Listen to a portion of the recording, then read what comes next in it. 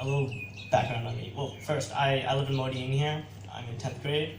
I go to school I went to a school in Jerusalem. So a little background on me. I was born in America. I was born in New Jersey, in an Orthodox Jewish community, strictly Orthodox Jewish, and I lived there the first 12 years of my life. And something very interesting is that I had never interacted with an Arab before, or even like a non-Jew, and even to a certain extent non-religious Jews either. Really, the school I went to was Orthodox. The neighbors I had were Orthodox. My friends were Orthodox. My parents' friends were Orthodox.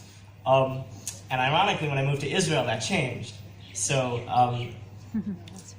when I came here, I started to interact with more non-religious Jews, and then slowly, and then I found this program.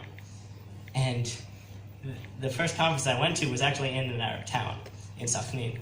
So, going from not even like talking to an Arab or anyone outside this very specific group to going to an Arab town in Israel and interacting with Arabs and talking to non-Jews in general, it really just, it's a big change. It's a big sun change, and it really opens your eyes, opened my eyes to so many different things. And it's funny because people in my community and where I live and the school I go to, they're always so surprised when they hear me going to these places, right?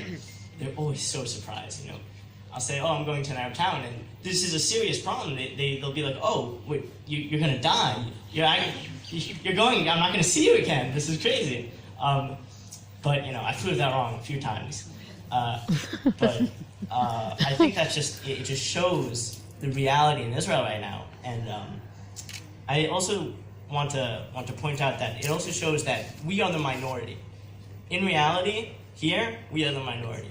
The majority of people aren't pushing like we are for peace, aren't pushing to talk to each other, and that's our special ability. That's our responsibility, and it's a big job, and we have a lot to do. But that's really why we're here.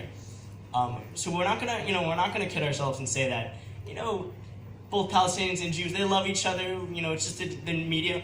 A lot of the times they don't love each other.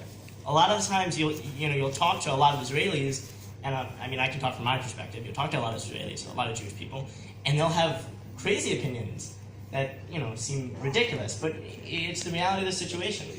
And that's why I think this is so great for me, and this really opened me up, and not just me, but opened my parents up too, and my family up, because just going to this, and my community, because just going to this is proving certain people wrong about past perceptions, and it's just, I think alone right off the bat, that's amazing, and there's just so much more to go, and I really think that that's how it has helped me, and that's how it is different from just regular education, and that's my perspective, and I think everyone has their own, and the thing is, I can really only talk to people about who I am and the community I'm in.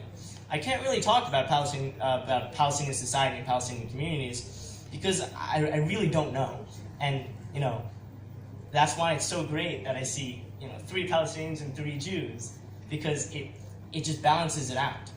And so we're not just hearing one side or the other.